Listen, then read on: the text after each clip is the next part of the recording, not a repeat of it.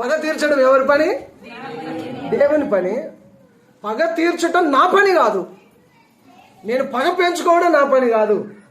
దేవుని వాక్యం అదే చెప్తుంది. పగ తీర్చడం దేవుని పని. దేవుని ఉగ్రతకు చోటు ఇవ్వాలి. దేవునికి అప్పచెప్పేసేయాలి. ఇందాక ఏం చెప్పారు? గాడ్ బ్లెస్ యూ అన్నారు కదా.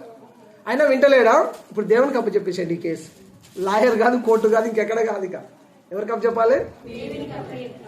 పరమ న్యాయాధిపతి అయిన ప్రభుకి అప్పచెప్పేసేయాలి ఈ కేసుని, ఈ వ్యక్తిని, ఈ సమస్యని.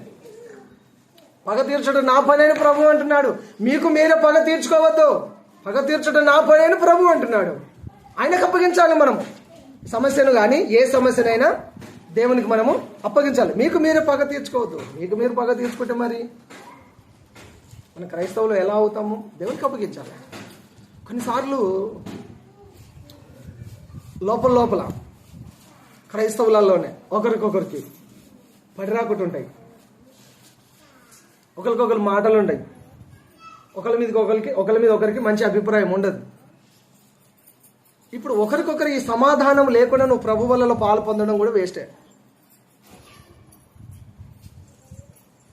అర్థమవుతుందమ్మా? అంత తలకాయలు కిందకి వేసుకున్నట్టు ఈ పాయింట్ నచ్చలేదా?